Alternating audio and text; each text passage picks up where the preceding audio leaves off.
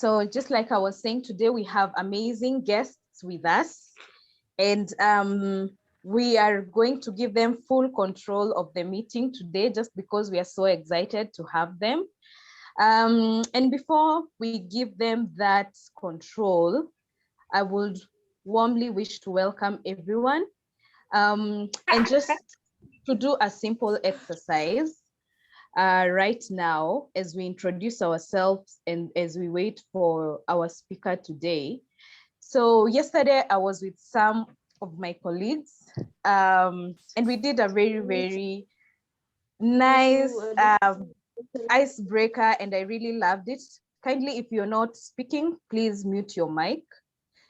And the icebreaker was, very challenging, just thinking about it. So this is how it was.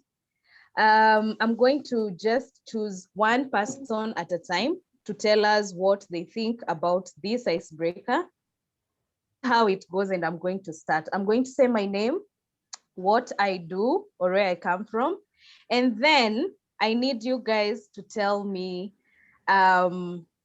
if you were in the refrigerator or if you're in your fridge, what would you probably be? So you can say anything that you love, or anything that you really love in your refrigerator that you can't really get over it. So I'm going to start. My name is Maureen Gikonyo. I come from Nairobi, but originally I'm from Nyeri. A co-founder at Speak Mind Love Foundation, and also working with other various organizations.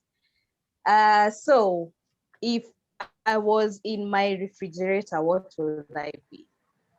And I would probably be an ice cream, and specifically I'd be flavor caramel with nuts, because somebody bought me that ice cream the other day and I really loved it. So I'll just go to the next person as I see them on my screen. So I'll skip Edna first and directly go to Raymond. Good evening. Yes, you can use the chat box also. My name is Raymond Mwega. I am the program manager at Nzumari Africa. If I was a product in my fridge, I would probably be a bottle of whiskey, because when I've had a rough day, I just need my bottle of whiskey to calm my nerves and feel cool. Thank you very much. Amazing. Thank you so much, Raymond. Immaculate? Thank you so much, Maureen. Hi, everyone. I am Immaculate Wanjiko Karanja. That's from Speak Mind Love Foundation. I am really glad to be here today. So if I was something in my fridge, I think I'd probably be chicken, cooked chicken. Yes, thank you so much. Okay, Jolie. Hi guys, my name is Jolie from Zumari Africa. I'm currently the program manager, the program officer, sorry. If I'd be something in a fridge, maybe an ice cream also, a vanilla flavor. Yes.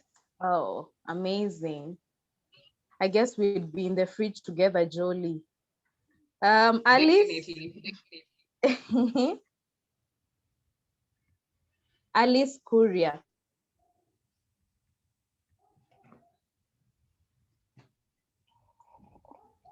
Hey guys, my name is Alice Korea. It would be maybe a slice of watermelon, a slice of melon, a pastry. Oh, amazing. Living healthy. And Mugo? Hi everybody. My name is Anne Mugo. I am a connection officer at Positive Young Women Voices. If I was in my fridge, I would probably be an apple. Thank you. Oh, one apple a day keeps the doctor away. Amazing. And Caroline Murugi.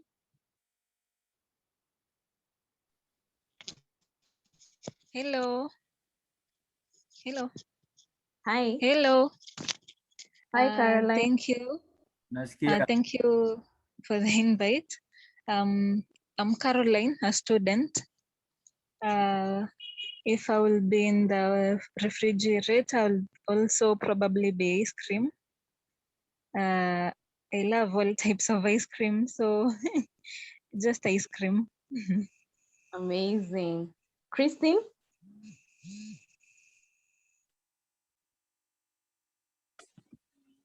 Yes, I've just joined it. I don't know Okay. what you're asking.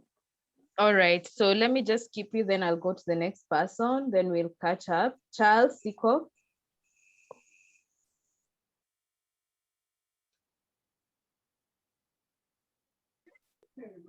If I was in the fridge, I'll be ice cubes. Oh, I probably guess you and Raymond will be in the same fridge. Colette?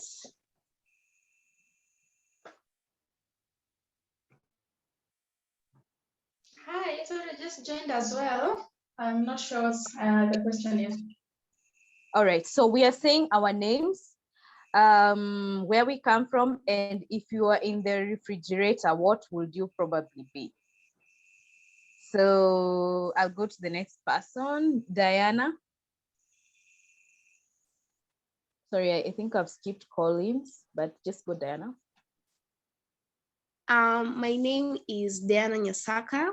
If I'm a student, if I will be in the refrigerator, I think I'll be an orange. Oh, amazing. Collins?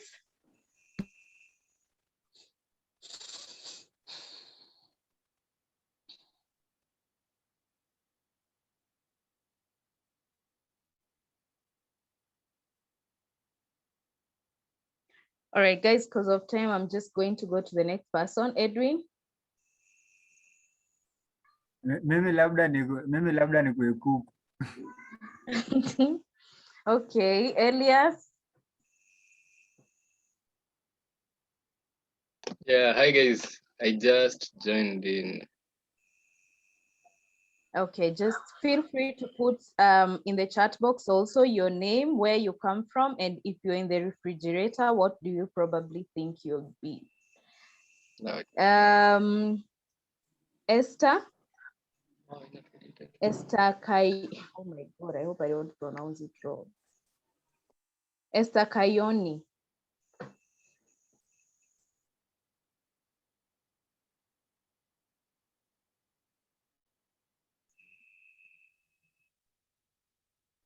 Okay, the other Esther.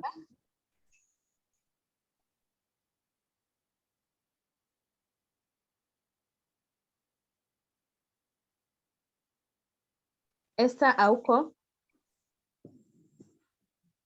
Hi everyone, my name is Esther Aoko and I'm glad to be here. If I would be in a fridge, I would probably be any type of fruit, because when you open the fridge and you see the fruits with their beautiful different colors, it just brightens your day.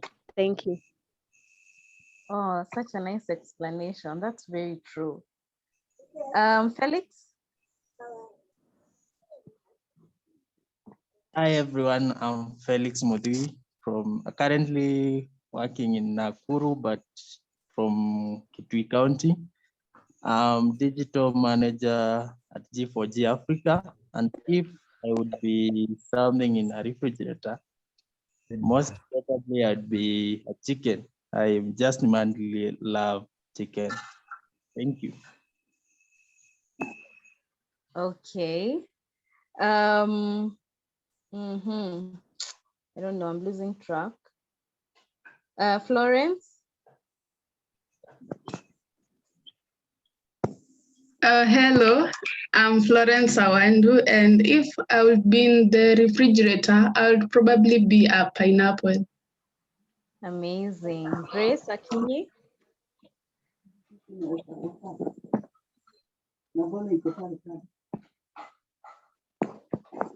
So hi everyone.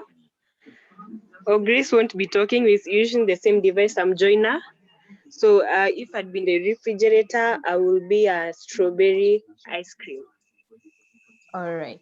So I'd kindly request Immaculate or Edna, when the speaker arrives, please let me know so that we could cut this short. The others can put in the chat box. Okay, let's go to next. Granny, sorry. Hi everyone, my name is Granis Nyangweso. I am a student of Maseno University. And if I were in a refrigerator, I would be an apple. Yeah. Oh, amazing. Ian?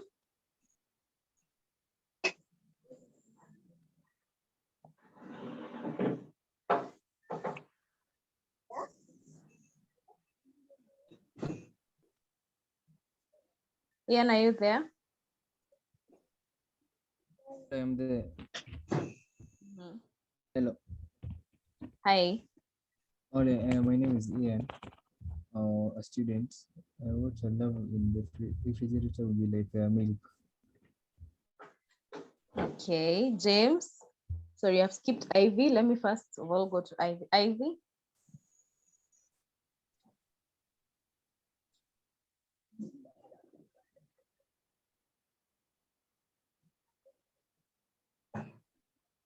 That's okay, Anthony. Please feel free to put it in the chat box.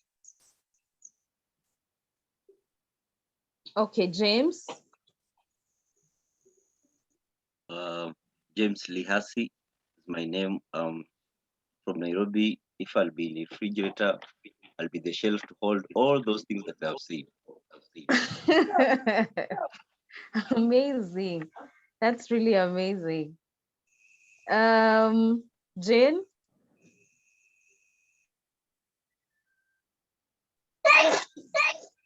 Good evening, everybody. If I were in a refrigerator, I would be milkshake, chocolate flavor. Oh, now I'm probably going to change myself also. I also love milkshake so much. John?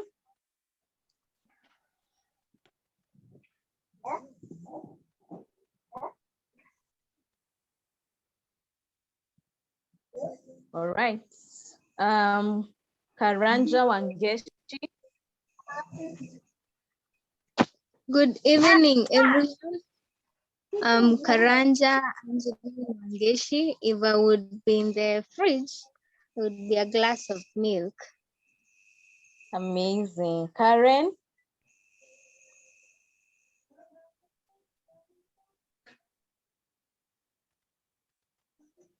Hi, everyone. I am Karen Muriuki, an autistic self-advocate from Nairobi. If I was in the refrigerator, I'll be a watermelon because it's healthy. All right. Lena?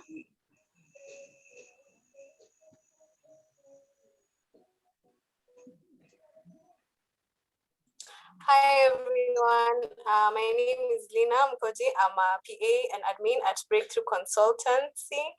And if I was in the refrigerator, it would be grapes. Okay, Lauren?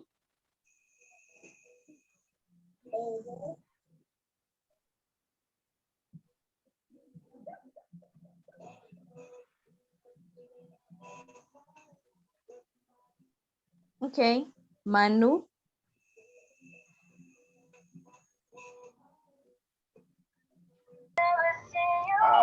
Hi everyone. If I will be in the refrigerator, I'll be a soda, more specifically blackcurrant soda.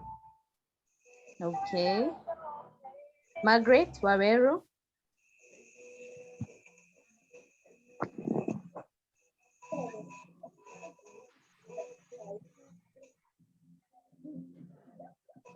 Okay, Mary Mokami? Hi everyone. Hi. My name is Mary Mokami. I work. If I was in a refrigerator, I'd be cheese. Oh. Maureen Wangari? Hi everyone. My name is Maureen. I'm a student at Maseno University. I'm also a programs intern at TICA. If I was in a refrigerator, I would put lemon. Amazing. Mercy. Hi everyone, I'm Mercy, a student. If I was in the fridge, I would be ice cream, chocolate flavor. Amazing. So before I go to the next person, just to inquire from Immaculate or Edna if the speaker is here.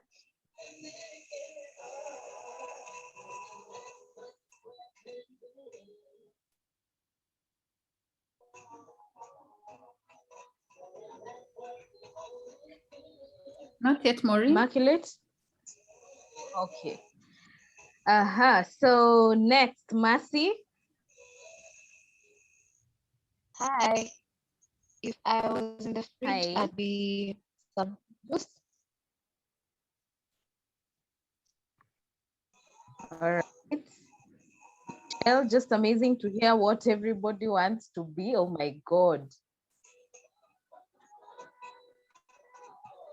Michelle Anyango. Oh, evening, everyone. So if I would be in the fridge, I would love to be a cup of fresh juice, fresh fruit juice. Nice. Any specific fruit juice? Maybe passion fruit. Okay. Nelson? Hi everyone, my name is Nelson from Nairobi, a lover of tech. I will definitely be the light that lights up all the brightness in the fridge. Thanks. That's amazing. All these amazing ideas. Nyawera?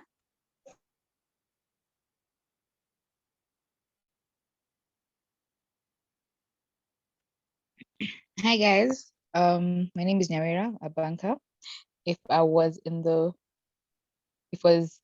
edible in the fridge, I'd be cold juice. Amazing. Julie?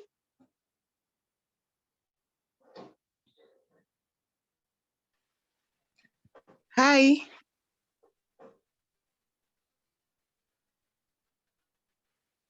I'll be a cake.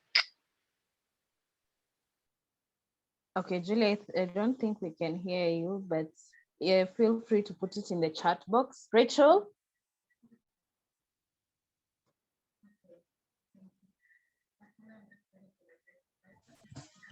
Hi everyone, my name is Rachel Chepleting. I'm a student at KU, and if I was something in the fridge, I'd probably be maybe cold milk. Yep. Amazing. Randy?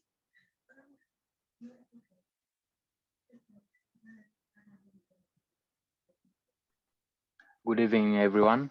My name is Randy Baraka from Mombasa, and I'm an entrepreneur, the co-founder of Babaka Clothing. And if I'd be in a fridge, I'd be an energy drink to refill up my energy and to refill each and everyone's energy again after a whole day they had. Yeah, that's amazing. Ruth?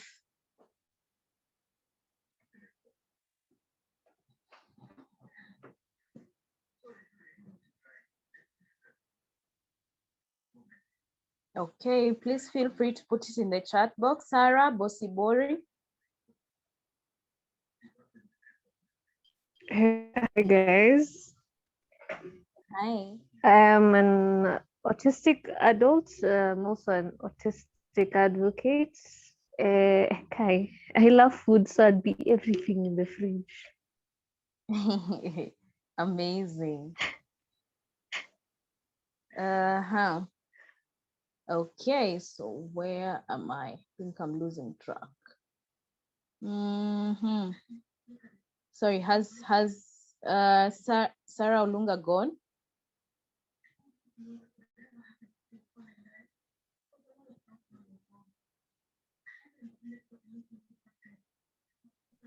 Hi everyone, my name is Sarah Olunga, a student at KU and a volunteer at Nzumari.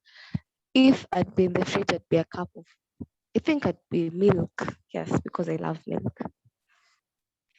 Amazing. Ruth Chepchumba. Sorry. No, I'm at Sheila. Sheila, not Sheila Murugi, the other Sheila. Hey guys, Sheila Chiang from, I'm a student from Nairobi. And if I was in a fridge, I would probably be on yogurt. Amazing. Sheila Murugi. Hi guys. Hi. My name is Sheila Murugi. I'm from Riru. I'm a student at Jomo Kenyatta University of Agriculture and Technology. And if I were an item in the fridge, I'd be cheese because it goes with almost everything I like. Thank you. Amazing. That's really amazing. I agree with you that cheese goes with so many things, especially because I really love pizza with extra cheese. So good choice. Susanna. Hello, everyone. My name is Susanna Umbima. If I was an item in the fridge, I would automatically be a tomato. Susanna, I think we're losing you. Because every stew it must have, and I love cooking. Amazing. That's so true. Sydney?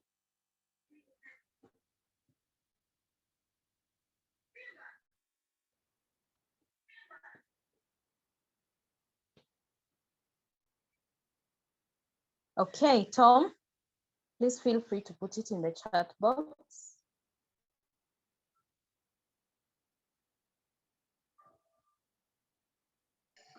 Hi everyone, I'm Tom. I'm based in Nairobi, and this is my evidence from the fridge. Yeah? Amazing, I really love that. Next time you should come with evidence. Okay. Walter. Hi everyone, my name is Walter Ogutu from Maseno. If I got a chance to be in the fridge, I would definitely be the preservative so that I keep each and every one of you there safe and healthy and preserved. Oh, that's so amazing. Walter, I'm guessing you're an empath from that response. Yes, that's amazing. Winnie? Hello, everyone. I'm Winnie Gesho, and I will be the yogurt in the fridge. Amazing. Zach?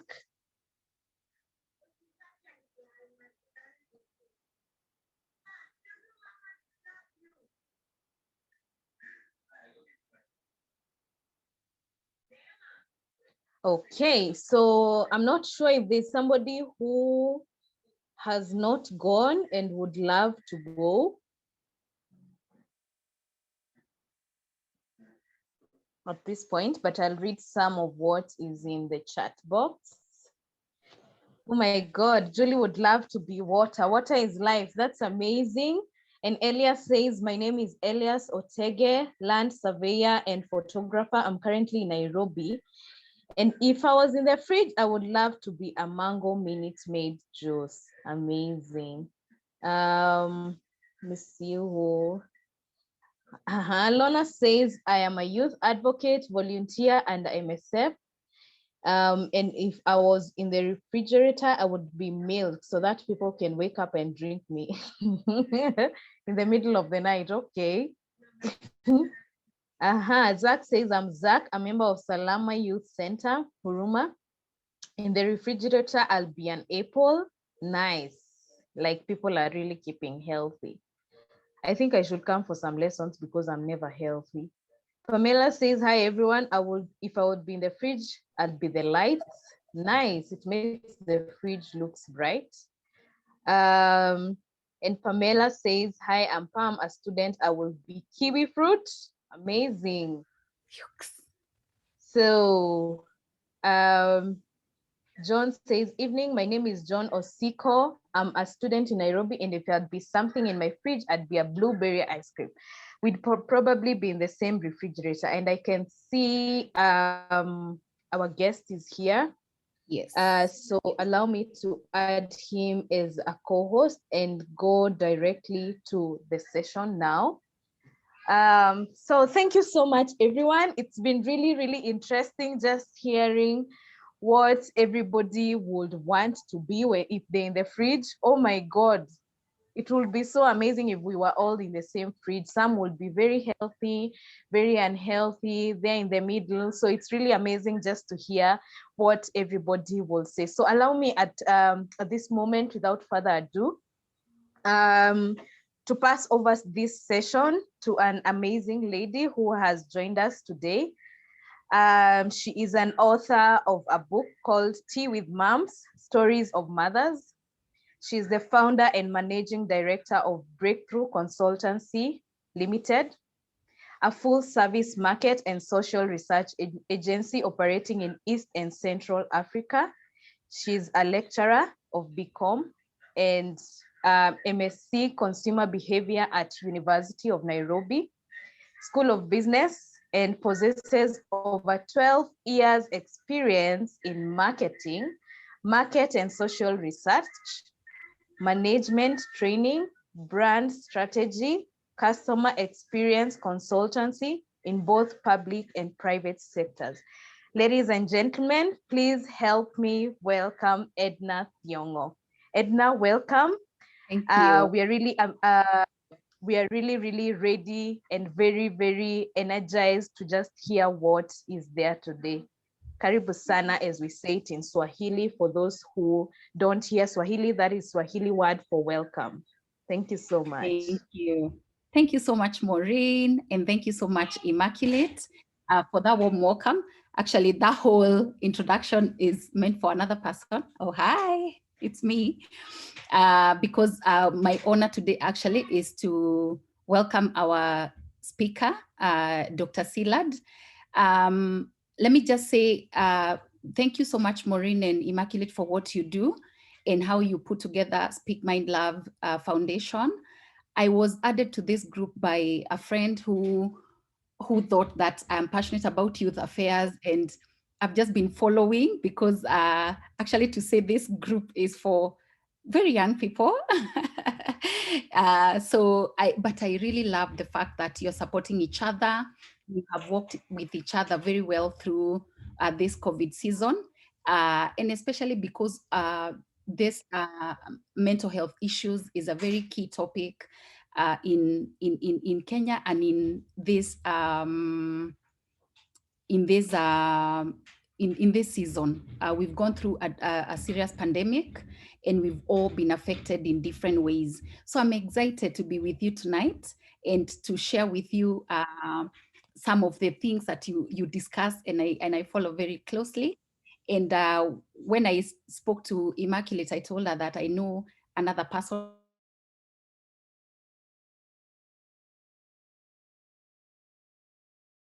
Edna, I think you're muted. Did I just mute myself? Okay, yeah. So he's also very passionate about the youth, and he has also written a book for the youth. And I think I will not waste any time because he's American. He had issues joining. So sorry, Tony, I know you are a bit frustrated, but we are happy. In Kenya, we say we thank God that you have finally joined us. So thank you so much, guys, and thank you so much for your patience. So I'd like to introduce Dr. Anthony Szilard. Dr. Anthony Szilard is a leadership and educator and an expert. He's an author of numerous books and scholarly articles on emotion and leadership, with an emphasis on how leaders develop high quality relationships and manage challenging emotions such as loneliness and secondary trauma. He has coached a lot of G20 cabinet ministers and CEOs and senior leaders of Fortune 500 companies. Hello, I'm so happy because we have students from many universities here. So, and they're hoping to soon be the CEOs of Fortune 500 companies. He has also been to Kenya. He came to Kenya with Mercy Corps, and he was able to work in Taita Taveta. So the people who are from Taita Taveta or from the coast, he has experienced that life, and he taught in a high school for some time. And that is how he fell in love with Kenya. And he's very, very passionate about the work we do here in Kenya. The whole of 2020 during the pandemic, Dr. Szilard has been funding an initiative to feed the families that have had issues with losing work and needed to have food in many areas in the coast, including Malindi and Taveta. And we are also extending, he's also has extended that initiative to other places like Githunguri here in Kiambu. And he's interested in doing very many other initiatives with us here in Kenya. He also has been training with us and talking to different leaders. He has also told me that he will welcome his wife, who is a psychologist, and she will be helping also in handling some of the questions tonight.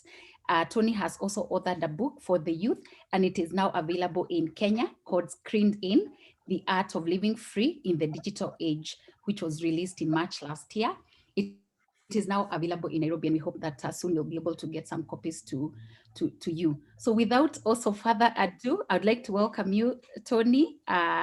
He will speak a little Kiswahili, so because he does. Karibu sana ndugu. Asante, dada. Yeah, it is the morning in America, so good morning. It's at night here, so we are almost going to bed. Habari ya asubuhi. Mimi tuko Mexico. Oh, wow. Kwa sababu mke wangu ni Mexican. So what time do you have there? Hapa ni saa 6 na dakika 10. Mchana. Yeah. Well, asante Karibu sana. Karibu asante sana. Yeah, and asante Edna. Well, habari zenu. Hello, everyone. So Edna has really been my partner in crime. When I say that, I don't mean we rob banks, but we do a lot of workshops together in Kenya. And I'm very grateful, Edna. Thank you for inviting me. And welcome, everyone. Happy to see all of you. So if I understand correctly, and this is, how are the youth who are here, and I see we have many people here, how are you connected with each other? Like, is this through, you're all university students? Is this through some kind of a organization that everyone is here together? Yeah, I'd like Maureen to answer that. Okay, so really there are two organizations here that have organized this specific event. So it's Speak Mind Love Foundation, and that is represented by me and Immaculate. And then there is Zumari Africa, still youth-led, represented by Jolie and Raymond and Grace. So all of us have mobilized the youth. Each organization has WhatsApp groups, and really we work with young people all over the country. So we have a network of young people. So this is our network from both organizations. Wonderful, Maureen. Well, it sounds like an excellent collaboration and partnership. And so actually, it's my plan to start coming to Kenya after the pandemic a couple times a year, doing a lot of workshops and conferences with Edna and also Francis Kihanya. He's not here today. So hopefully we'll get to meet in person. This Zoom can be kind of like an entry point so we can get to know each other.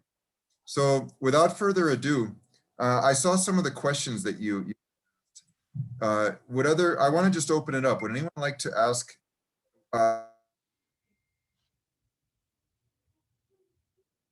Tony, you're muted. You muted yourself, sorry. I'm sorry. Okay. Okay. Okay, so I saw the questions that were written, but I'd like to give people the opportunity This is actually very distracting. Is it possible that the people in the waiting room, it doesn't beep on my, every time somebody's in there? It's making all these. How can we do that? I don't know. Okay. I think I'll need to remove Tony as the co-host, maybe, and enable screen sharing for him so that we can, Yeah. that can stop. Exactly. I think that's best. Yeah.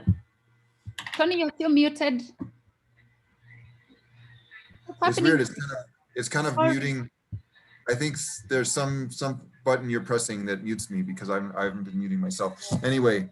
Okay. Yeah. So we've removed you as co-host so that you don't hear the beeps.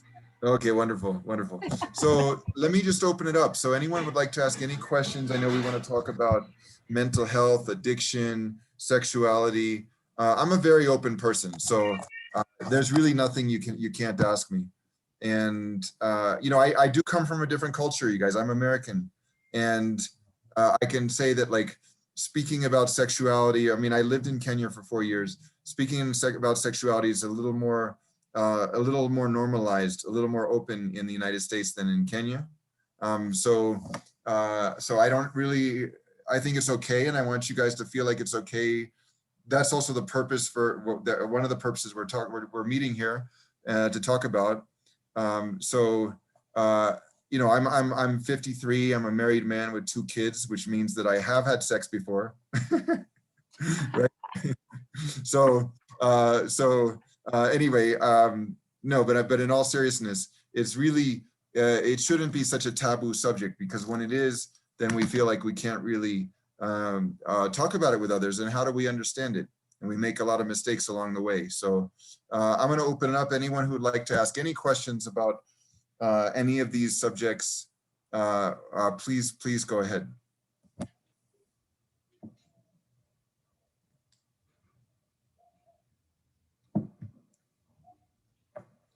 I know it can feel a little intimidating to do that.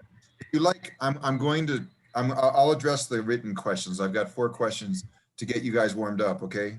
And then please feel free to ask any questions you have. Okay, yeah, you can text them, okay.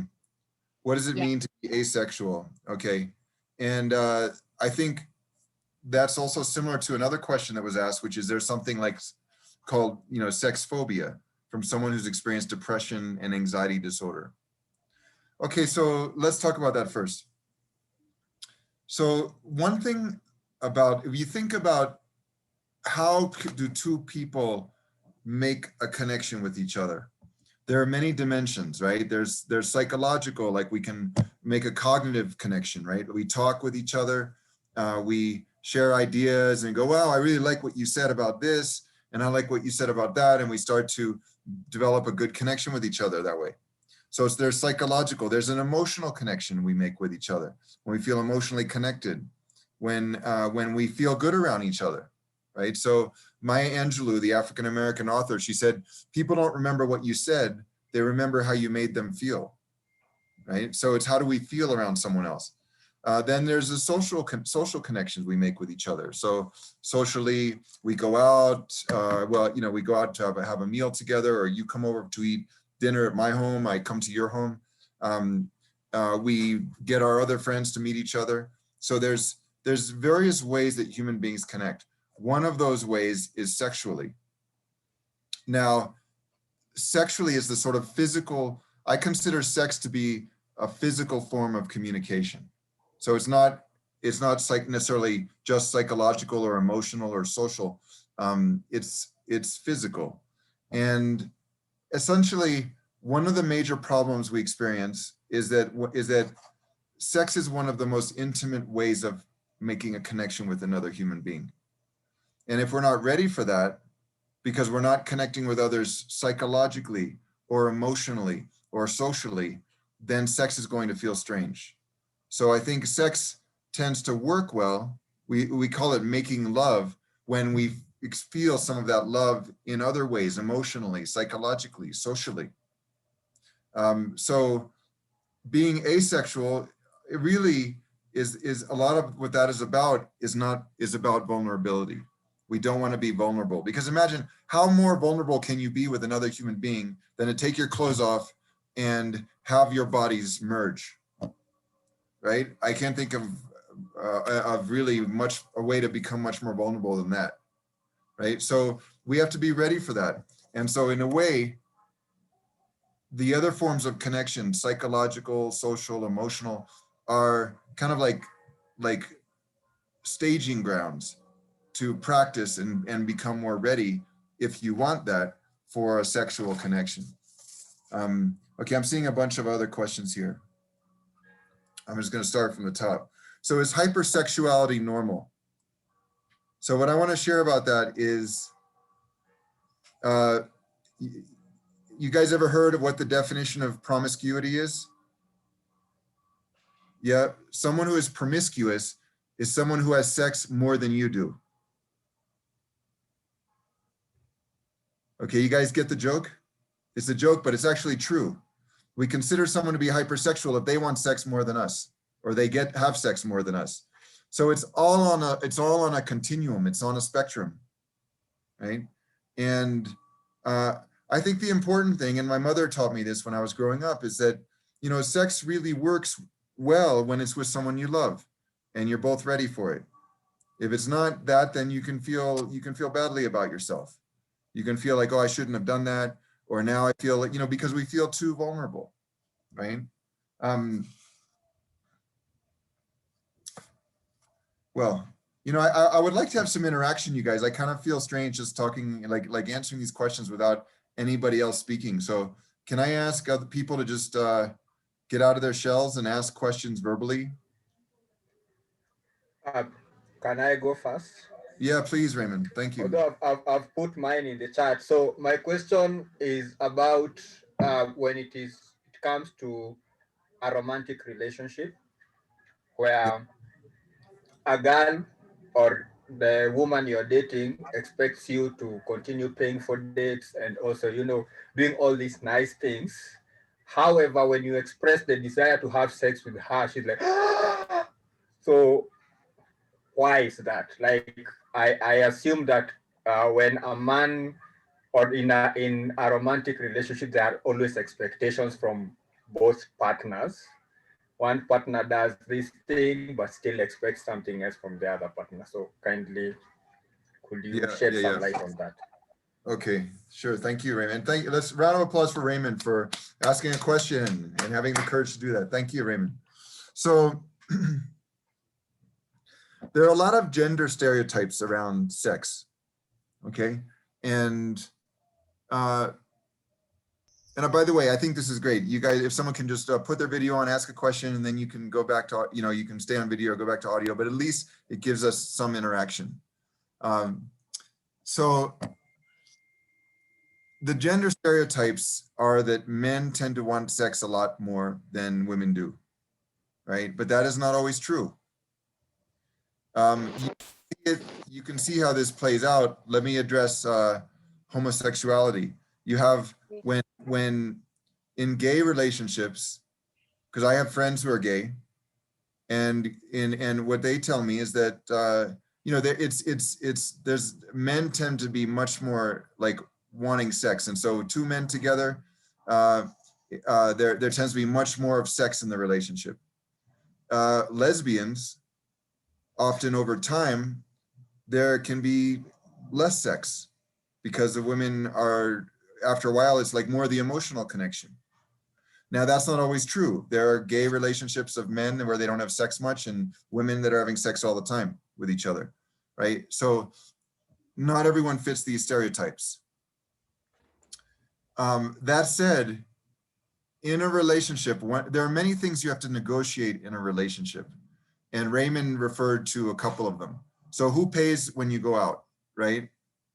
Who pays for meals or you know, and that sort of thing. Yes, that has to be negotiated. Okay, and that has to be worked out. When do you have sex? Like that also, it depends on, you know, one thing that none of us like is to feel rejected, but it happens sometimes. You know, there are times where I make a sexual overture to my wife and she's not interested at that moment, right? And I have to accept that. not take it so personally, right? Remember, sex is like the most intimate form of communication. So when we haven't been communicating well, or we just, let me tell you, we have 2 small children, they're 7 and 4. And, you know, when we're so busy parenting that we haven't had much time to talk with each other, and then I'm like trying to be sexual, she's like, yeah, right, that's not gonna happen, right? Sometimes, because she, you know, we haven't warmed up to it. We haven't really had a lot of time to make more of an emotional connection. So,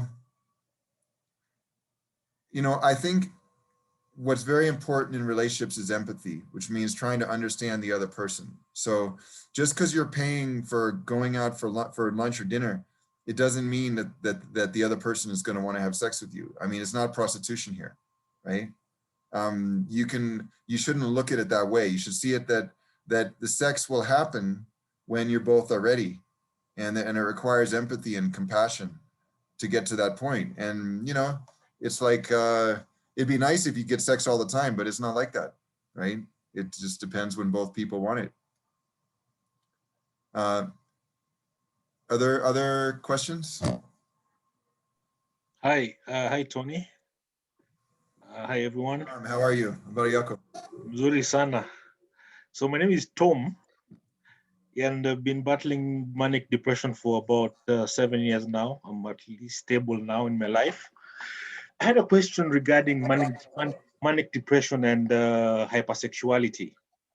Now, are there recommended inhibitors or suppressor medication? And if so, do they have side effects? So medications for hypersexuality? Basically, it like inhibits or reduce the urge. Well, I don't think you want to do that, Tom, because that urge is what makes you human. You know, that urge is a part of who you are, right? But acting on the urge and having the urge are 2 different things, right? So the urge itself is like desire, you know, and desire is, it's good to have desire, right? Because that desire can be channeled and applied to many wonderful things in your life. So I wouldn't try to inhibit it, but I will say that, okay, and here I'm from a different culture. So also this can be, you know, Kenya has been very influenced by Catholic and Protestant religions. And, you know, there's a sense, oh, masturbation is wrong. I'm just going to tell you guys, I don't see it that way. I think that masturbation is a form of self-regulation. You know, like when I'm feeling, when I'm feeling really tense, masturbation can be a form of release. Like, if my wife doesn't want to have sex, what am I going to do? Am I going to just feel tense? Because if I do that, if I let the anxiety build and build and build, I can actually start being kind of mean to people, and I don't want to be that person. Okay, so sorry. So yeah, so masturbation is a form, like just like exercise. You go to exercise as a form of self-regulation, right? Sure. Let's suppose you're feeling really angry. How could she have said that? And then you start thinking, wait, maybe she said it because, you know, she's had a hard day. That's also a form of self-regulation. It's called emotion regulation. You reframe your thinking to change your emotions. Masturbation is another form of self-regulation, like exercise, like going for a walk. You know, just you know, do it privately, right? I mean, how you masturbate is your own business, you know? So if you want to look at the pictures you want to look at, or the videos, or what you want to do, just, you know, you're not harming someone else by masturbating. Masturbating is a solo act. Just do it privately. Yeah. Okay, interesting. Thanks for that. Yeah, sure, Tom. I have a question on that. Okay. Because in our culture, we know that, especially for young kids or people who are, I mean, it's say not of age in relationships, that's where the problem comes. So how would you address it? Because again, I think, or I don't know, masturbation can also lead to addiction. So where is it okay, or what age would you say that should be done or not? or how would you address the kids' issue with masturbation or even sex generally? Because we know that there's a certain age when we can get into relationships, that there are ages where we shouldn't even be talking about such kind of things. So what would you say about that? Well, I think, children, even babies, masturbate. You can have a 2-year-old baby and they kind of rub their legs together and they're getting some kind of sexual gratification from it. I think the real problem is that and I want to say this because I know some people are saying about what about the issues of being asexual, right? I don't think it's the role of parents to like explicitly inhibit their children from touching themselves. Like, I mean, if it's public, okay. Like if our kids are going to touch themselves in public, I'm going to say, hey, you guys, you don't want to do that because like that doesn't, other people are gonna look at that very funny. That's not something you should do around other people. But am I going to go into my son's room if he's 4 years old to see if he's touching himself? No, that's his business. I think like if we try to directly inhibit, then the problem is that becomes a psychological schema that we maintain our whole lives, that sex is wrong. So I mean, would it be a really good thing if like a 7-year-old is masturbating and reaching climax? I don't think that's a really good thing. They're too young for that. But they're going to figure that out on their own. I think if they, yeah, go ahead, Immaculate. Yeah. Very sorry for that. But what about the addiction part? Then is it true that it could be addictive? Well, sex is addictive if it's done right. I mean, you guys talking about blueberry yogurt in the refrigerator. Why do you eat blueberry yogurt, right? Because it's good. Okay. It's the same with sex. If you're having sex in a fulfilling relationship, then why not, right?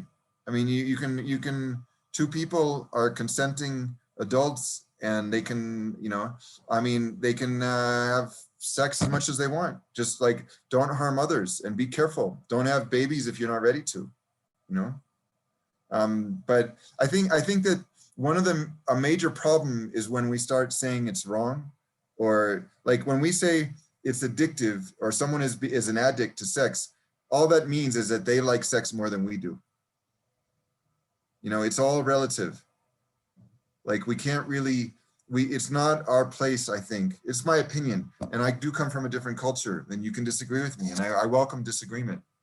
But I don't think that it's our place as human beings to judge other people for how much they want to have sex. I mean, I think what we can do is we can express what's okay for ourselves. So let's suppose I'm in a relationship and with another, let's say let's say the other person, the woman, she wants to have sex twice as much as I do, right? I'm not going to say, look, I want to have sex half the time. But if she makes a sexual overture, I'm going to be like, you know what? I'm kind of like good right now, right? I really do want to be with you, but I'm very tired, right? And and that's the thing. Each relationship, you have to navigate that together. And the important thing is to be empathetic with each other, but also be authentic. And and there's a lot of research that's found relationships, if there's not very good sexual compatibility between two people, you want to know what saves the relationship? Because there are many relationships where people are not very sexually compatible. You know what saves the relationship? Is if you feel like the other person really is trying hard and really does care about your sexual needs. So if you're in a relationship where the other person's like, nope, I don't have sex, and it's not my problem, that relationship's not going to work very well. But if you're in a relationship where the other person says, you know what, I really do enjoy being with you, I'm really tired now, but let's connect about this tomorrow, right? There's also, when we're getting to sex, there's also many different kinds of sex, and people have many different preferences, right? Some people may say that, or some people like oral sex, some people like regular penetration. Other people like manual hands. There's all kinds of different ways that people like to connect with each other sexually. And it may be that, you know, he really likes to have oral sex and she does not, right? I mean, let's call it what it is, right? That's a big issue in many relationships. So you guys have to navigate that together. And what the research has found is that if you have ways that you're not compatible, if you still feel that the other person is really making an effort to please you and to find like if they're not willing to do everything you want to do, but they still really do genuinely care and they're trying, that's what saves the relationships. Otherwise, relationships don't tend to work very well. You guys, please disagree with me, because, you know, I'm just one person with one opinion. Everybody's got a different opinion here, right? There's no right answer. None of this. Yes, Yeah. I actually wanted to share that. People can share their different opinions on it in the chat box, because I have seen some people either supporting or not very supporting of that. So let's just share what you think about it. But there are other people who raised their hands. I think Edna can direct us with that. I can see Brian and Granny's hands are up. And Tony, there's a lot of questions that were coming through in terms of the relationship with such things like hypersexuality with bipolar, and also maybe you can speak a little bit into mental wellness and trauma, and whether such things make somebody maybe some of the questions that they're sending directly in terms of what they're calling hypersexuality. Yeah, sure.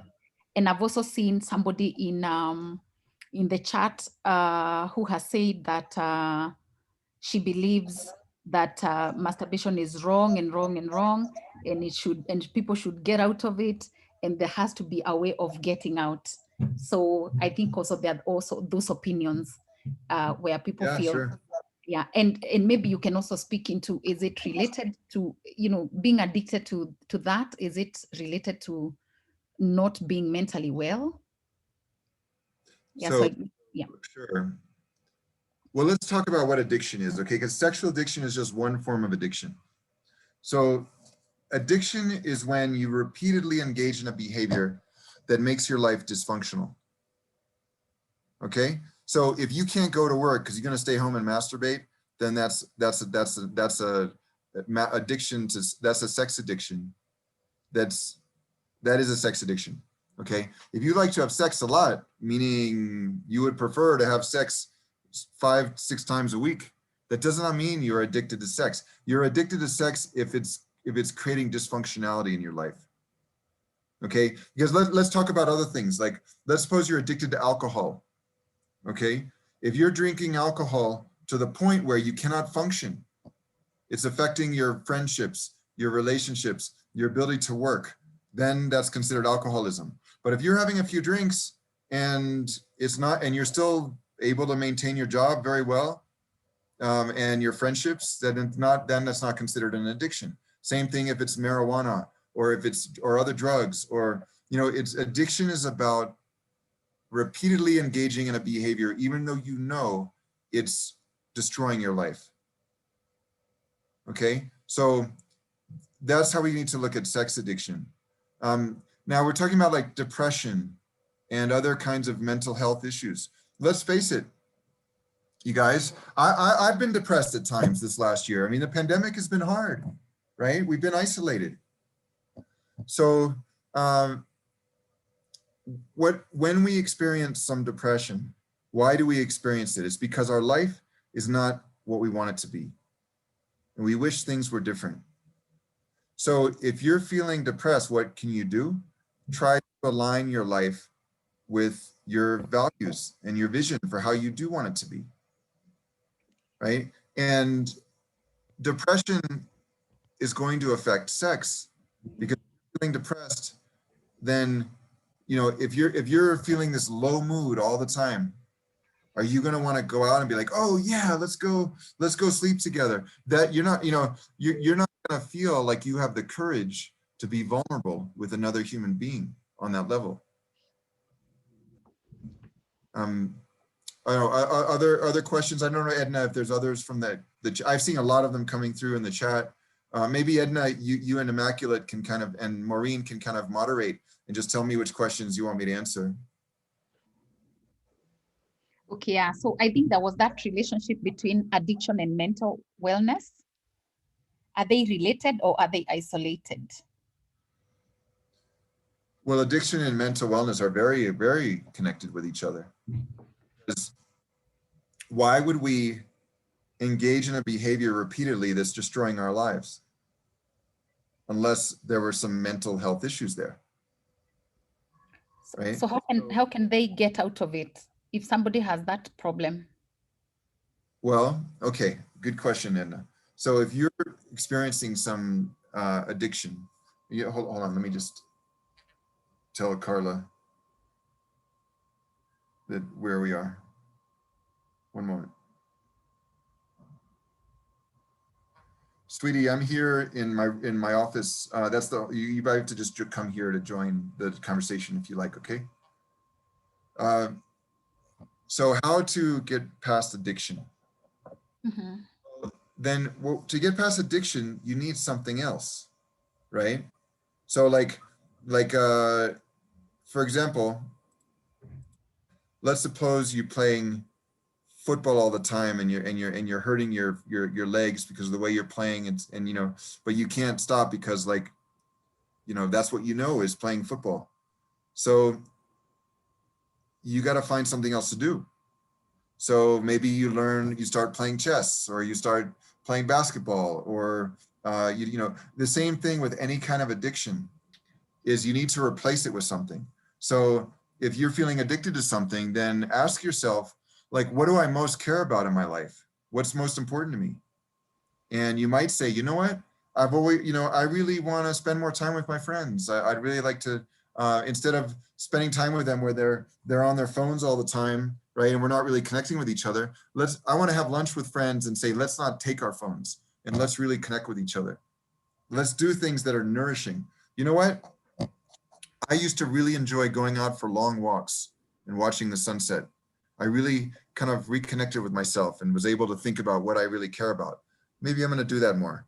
Like, so start doing things that you enjoy, and that's going to help you to move past addictions, because you're not going to have time for them.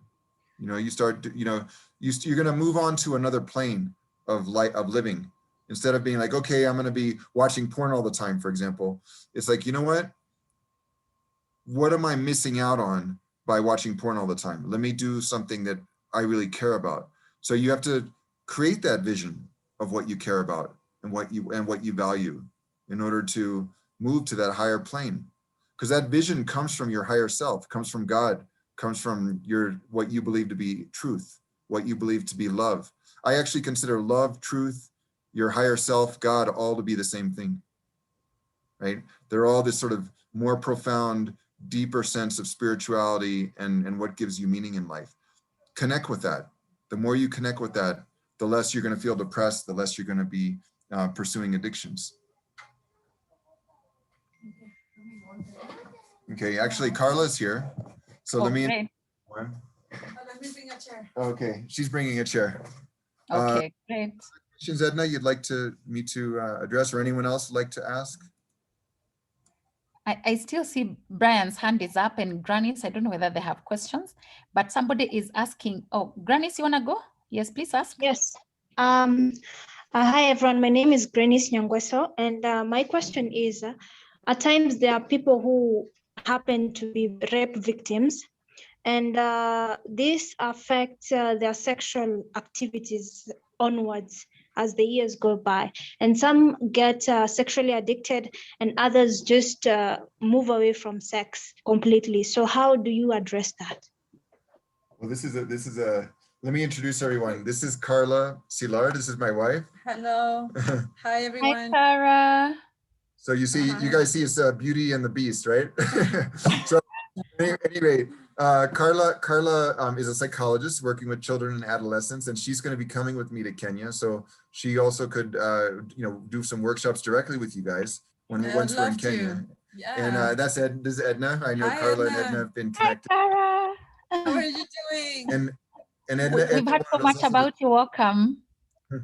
And Edna also wanted to talk about motherhood. We can do that a bit. So the first question here, Carla, is for someone who's been a victim of rape, and then she doesn't, she doesn't feel much desire to have sex after that. How do what advice would you give? And I can, if you like, I can, because that puts you on the spot. But if you want to share, you're also welcome. You go ahead, and then okay. I can add So I'll something. start. So let's think about what rape is. Okay, rape is essentially an abuse of power.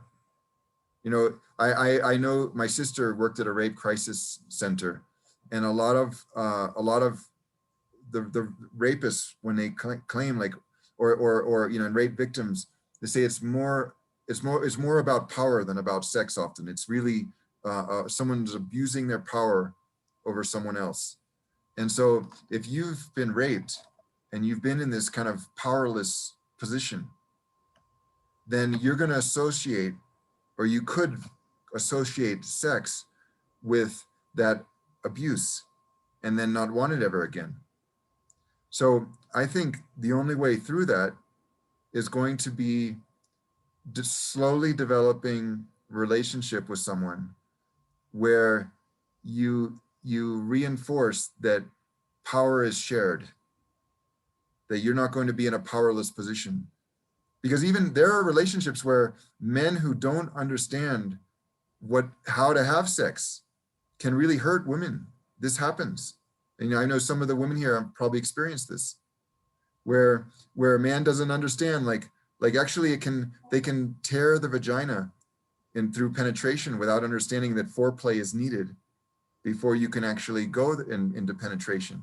There's other ways that men may not understand, especially when they've never had sex before. They're trying to learn how to have sex. So it's not just about being raped. It could even be in a consensual relationship that you've been hurt.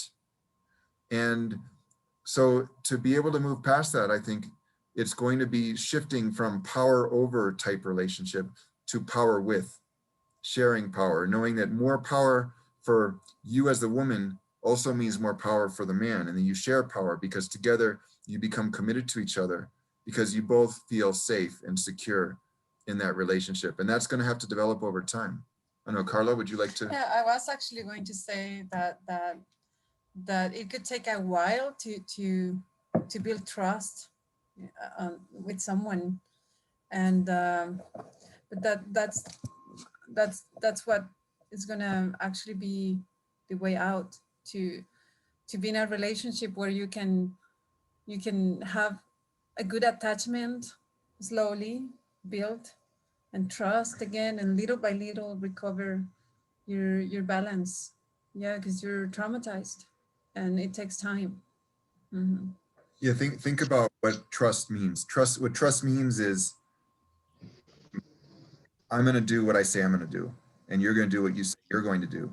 So first build that trust by, we're going to go meet for lunch or dinner or go for a walk. And when I express something important to me, you're going to listen and show that you're compassionate and empathetic, and I'll do the same. And then over time, it's like, we also say, okay, we're going to meet at 7 o'clock, and then we meet at 7 o'clock, and whatever we promise, we fulfill it. And you need that before you get into bed with each other, because when you're having sex, that trust is so important. Because what if one person's saying, you know what, this is hurting me, we need to stop, right? Is the other person going to stop? Oh, I'm sorry, I couldn't stop, I was so sexually aroused. No, you got to stop, and if you don't, then you destroy the trust. So for someone who's been raped, as Carl was sharing, building up that trust slowly is going to be really key. And what about in a situation where this rape victim ends up being hyperactive or even sexually addicted? The rape victim becomes like sexually addicted. Mm-hmm. Well, go ahead. That could happen also.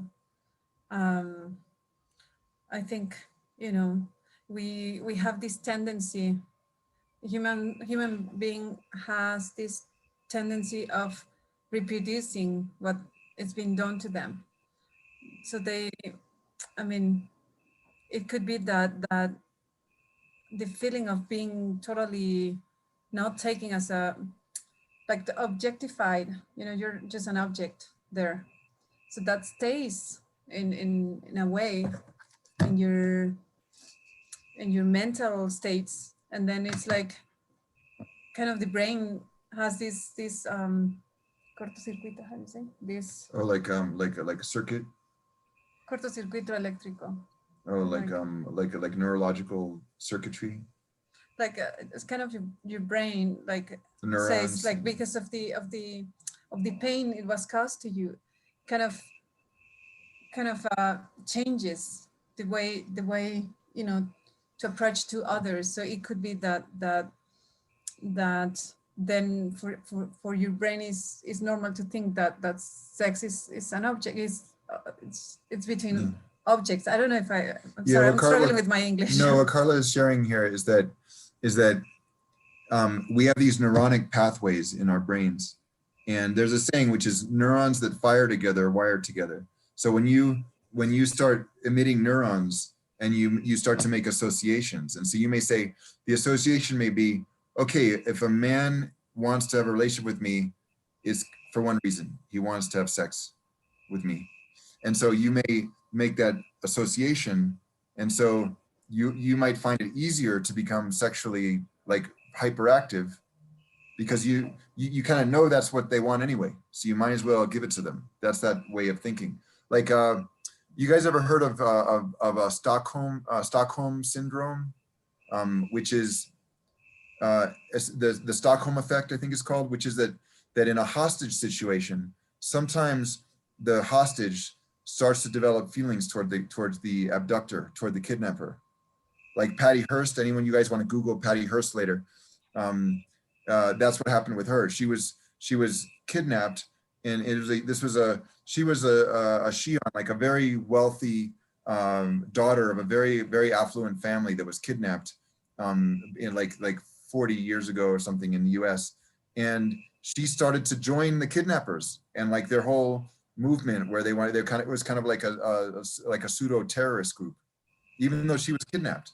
So sometimes instead of feeling like, hey, I'm powerless and I'm here in this hostage situation, or I'm here and I've been raped, it's like, you know what, I'm going to take my power. I'm going to want to have sex even more than they do, right?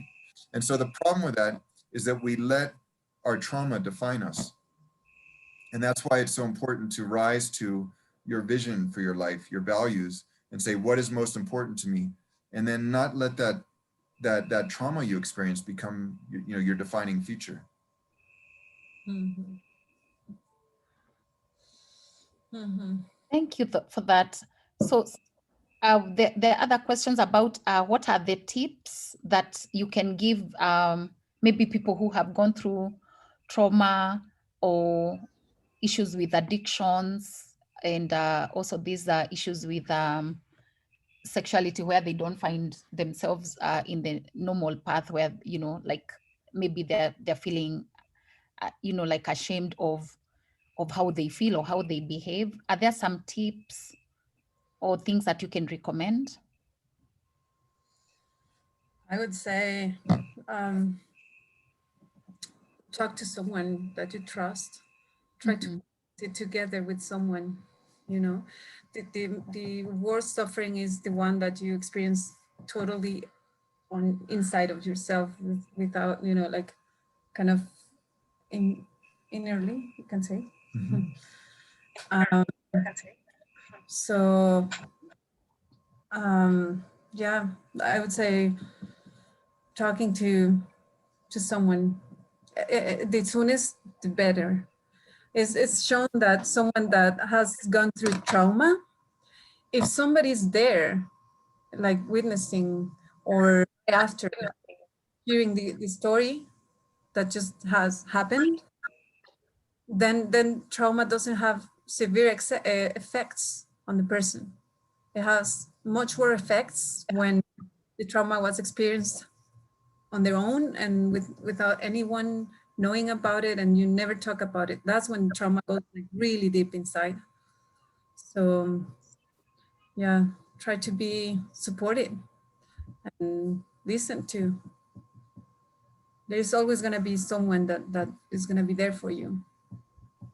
That was wonderful what Carla shared, and I know she's helped me with that myself when I've been working with people experiencing trauma. It's that connection you have with someone else that's so important.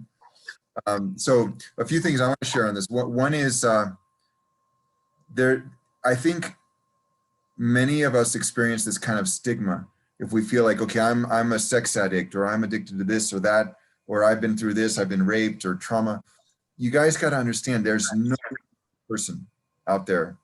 Like, I think half the battle here is just believing in yourself and accepting yourself with the past that you've had, because none of us have had a childhood without any problems. And in fact, the people who haven't had any problems are often the most boring, because they haven't really had to develop resilience. If you've experienced trauma or rape or other kinds of really devastating circumstances, and you've risen above that, that's your resilience. That's something that no one can take from you. That's what creates character. That's what creates leaders. I hear some of you guys interested in the leadership roles. That is what creates leaders. That's what inspires others, as long as you can tell your story and develop your own comfort with how you narrate what you've been through. But first with yourself. Yeah. And then second, I want to say, don't let someone else's suffering spoil your own. Okay, don't let someone else's trauma spoil your own. Because your trauma, your suffering is, as I'm mentioning, there's a whole field called post-traumatic growth. And it may be that because of your trauma that you've experienced, that you've developed values and life priorities and ways of relating to people and developing friendships and relationships that others don't have. And that's your strength. So what I would ask each of you is, I would say, if you think about the trauma you've experienced in your life, how has it changed you? Like how have the person you are today, how are your values different because of what you've been through? And if you really do that soul searching, you're going to find that that's what creates the beautiful person you are. It's exactly that trauma. I can say for myself, you guys, I was physically abused by 2 stepfathers. When a man comes into your home, sleeps with your mother, and beats you up, you don't feel like much of a person. That's how I grew up. Let me ask you a question. Why do you think I'm here? Why am I teaching you guys about discovering more who you are and your passion? Why? Because I've suffered. That suffering, I've transformed it into post-traumatic growth, and realized that because of the feelings of powerlessness I had as a young person when I was in high school and before, because of those feelings of powerless, I want you to feel powerful. That's what I care about. That's why I do this work. In fact, I don't even have to tell you I would do this work if I'm not being paid, because I'm not being paid here, right? so I do this work not for money. It's right? pro bono. It's pro bono. And there's a saying, which is, the day you find the job you love is the last day you have to work. Yeah. So how can I be a leader? Because I do what I love to do. Work is a 4-letter word. Is it hell? Is it S-H-I-T? Is it play? Or is it love? For me, it's love. Khalil Gibran, the Lebanese poet, once said, work is love made visible. You guys, this is how I express my love to the universe. Wow. Wow, thanks, Tony, for that. And thank you so much also for sharing your own story. Yeah. One other thing I want to share is, I see in the text, there's a lot of discussion about doctors and medications and alcoholism and so forth. Hi, son. This is our son, Daniel. I guess we get the whole family is getting involved today, right? So there's a lot of discussions about, say hi. There's a lot of discussions about medications, alcohol. Let me just tell you guys something, okay? This is my opinion. I don't believe that alcoholism is biological or genetic at all. I think that like a lot of doctors, there's huge industries to sell us on all kinds of drugs to fix our problems. Guess what? Almost all of them don't work. And there's tons of research showing that most of these medications just make you worse. This is where your solutions lie. Go for a walk, watch the sunset, watch the sunrise. Think about your life. It's within, the problem started within you. The challenges you face are within you and the solutions are within you. They're not something external. Just as we can become addicted to sex or porn or drugs, we can become addicted to medications. Medications and drugs are really the same thing, right? Just some are legal and some are not. You don't need them. You can find your own solutions. Thanks for that. Yeah. So I don't know, Carla, do you want to share anything else, or do you guys, any other questions you'd like to ask? Just would love to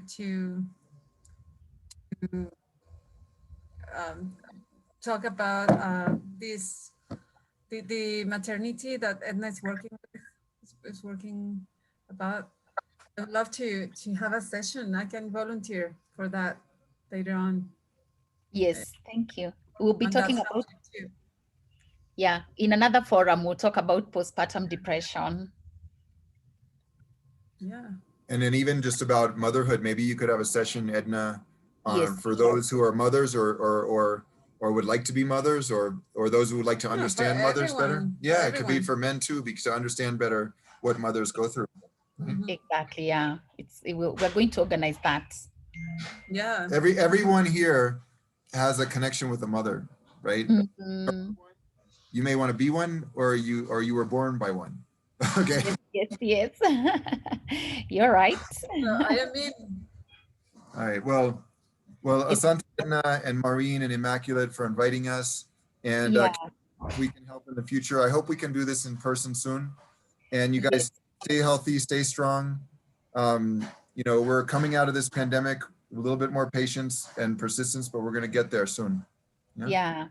Thank you so much, Tony. Just before you go, there was that, and I think you mentioned, you talked about it, but I can see Margaret pushing a last question on sex phobia.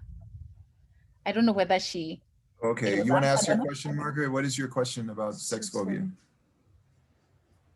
you want to ask it, Margaret, properly? Okay. Someone says, she's asking, how do you deal with it? Carla, do you want to? I didn't read it. Sex phobia? How do you deal with sex phobia? It could be related to the way you grew up,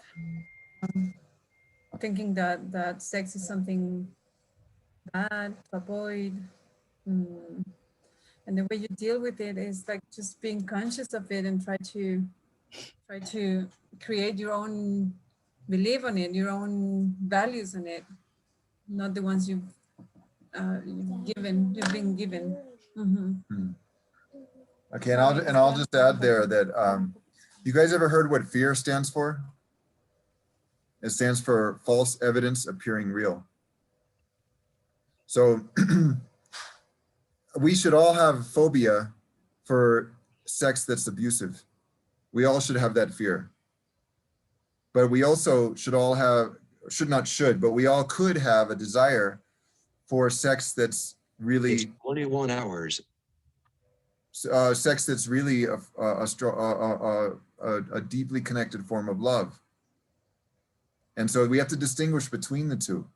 If for you sex has been the part to be afraid of, then it's really about finding the right person where you feel like sex can be something beautiful. Because it's going to be beautiful if there's love there. Have you guys ever heard that men use love to get sex and women use sex to get love? Yeah, we hear that a lot. You hear that a lot. So you got to find a person that really wants love, and that's not easy to find, right? Because so many people, bless you, for many people, a relationship is like holding up a mirror to the self, and if they cannot connect with their own self, they can't have you hold up a mirror to show them who they are. Not everyone's ready for that. So you got to find who is. Thank you. I can see it's 9 o'clock. Thank you so much, Tony and Kara, for coming and handling all these very difficult questions. And we obviously, I think Maureen and Immaculate, we are going to do this again, and we are going to bring more visibility into these issues. And what we have seen is that a lot of people had a lot of questions, and I think we'll still continue to send you questions. You can answer them even on email, and Maureen and Immaculate can continue to share on the platform that they have on WhatsApp. So thank you so much, Tony and Kara, for tonight, and Daniel for joining. Yeah, thank you. We are very honored to have your time. And I would also like to thank everybody, all over 80 people who came tonight, including my own children and nephew. I can see all of them in here. Thank you so much for making the time. And we look forward to engaging more and speaking more openly. We are in a society that is not very friendly, especially when we want to talk about sexuality, because we combine it also with spirituality, and we find like it's a taboo. So having such platforms where we can speak and ask questions is really great. And thank you so much, Tony and Kara. We are so grateful, and have a good rest of the day. You want to say something? Yeah, I do. Thank you. Thank you so much, Edna, for inviting us, and being Immaculate for being immaculate hosts. Right? Yes. And I want to say I'm sending 2 websites to you guys. So the first one, theartoflivingfree.org. I recommend both of these websites very highly. Theartoflivingfree.org, which I put in the chat. You guys got to take advantage of this, okay? Because every week I'm putting articles there that I published in the top psychology magazine, Psychology Today, and Real Leaders, which is a top leadership magazine. I'm putting articles there. Every week there's videos. All of this stuff is free.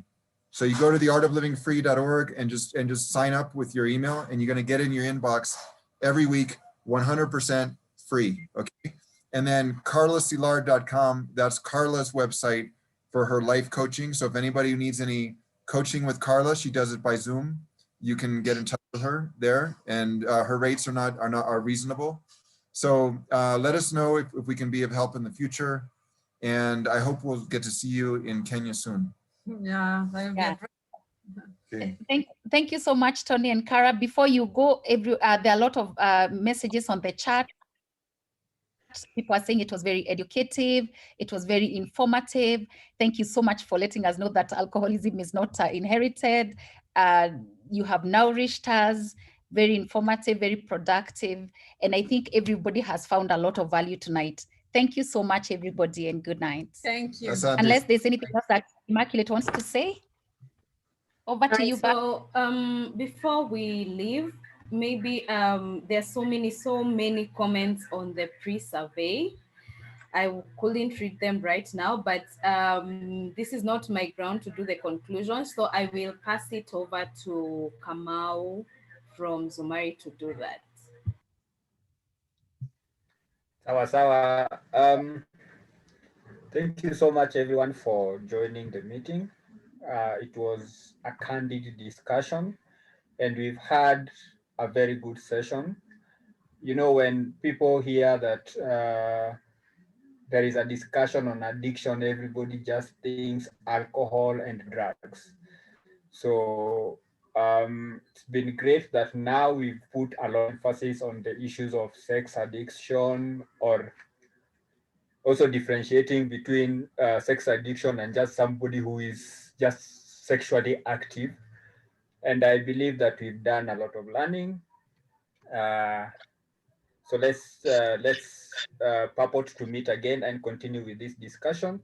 Thank you very much. And I'm taking the meeting back to Immaculate to wrap up. Thank you very much. Thank you so much, Raymond.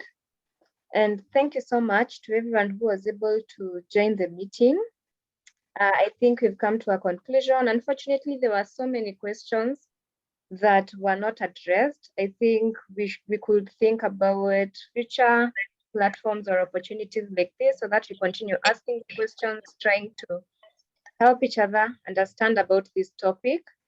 So just to mention, make sure that you have filled in the post survey, the survey that was sent, the link had been sent earlier, so that we are able to make follow-ups and communication through that. So please make sure that you are able to fill that. Maureen, you could inform us how many people have filled and how many people have not, so that we know how many, if you're going to continue letting the link run.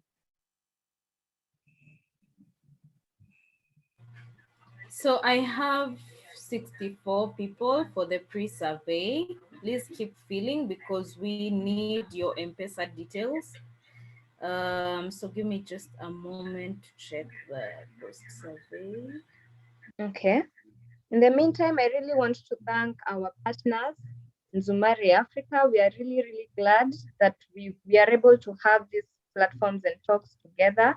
We couldn't have done without you. So Edna, Nzumari Africa is our very, very good and trusted partner. We work together in all of these webinars. So I have 26 people who have filled the post survey. So keep filling, guys. I think Jolie or Kamau, please, you can just differentiate the two links, the post survey and the pre-survey, so that people keep filling. Yeah, so thank you so much, everyone. And also to pass my thank you to the speaker, Edna and Szilard, for that amazing, conversation. I can see so many questions in the pre-survey. I'm hoping that we could send those questions via email. And if it's not too much to ask, we can have another session like this, just to make sure that every other question has been answered. Yeah, we're going to have more of this. Thank you so much. Thank you so much. Also, just to mention again, for anyone who is in need of a support system, Nzumari Africa as well as Speak Mind Love Foundation has WhatsApp groups that have youth that talk about all these different things, mostly related to mental health. So if you'd want to be part of such groups that have such conversations, feel free to also mention that, because we normally have support group meetings by themselves where we just come and share what is happening in our lives, how is school, how is work, what am I struggling with. If people can support, they say how they can support, link you to help, referral, etc. And then we have these at a bi-weekly frequency. So the other week we now have a facilitation like this where we invite a speaker to come and talk about the topic that we'd want them to talk about. So if you'd want any of the two, we'll keep in touch with you so that you are able to be joining the conversations. Yeah, maybe Immaculate, Jolie, and Immaculate, Jolie, and Raymond, you could please put your email or your phone numbers on the chat box for that specific. Yeah, sorry, Jolie. Okay, in addition, I wanted to just point out, we also have psychological services. We offer them for free. And I'll type the number for our psychologist in the chat box. So whoever wants to reach out, they can also reach out to our psychologist. We offer free counseling. Thank you. Thank you so much. So I think I'm going to leave you, Maureen. Thank you so much, Edna. This was so wonderful. I need to go and put baby to sleep. Thank you so much. It's been wonderful. And we look forward to partnering a lot. We are going to find ways of supporting you so that we can get this going. And it was a great honor for allowing us to be part of this. And we look forward to more collaborations. Thank you so much. Many blessings to you and Anthony. Thank you. Good night, everyone. Bye. Good night. Thank you so much, Edna. Thank you. Good night, everyone. Bye. Good night. Feel free to unmute yourself.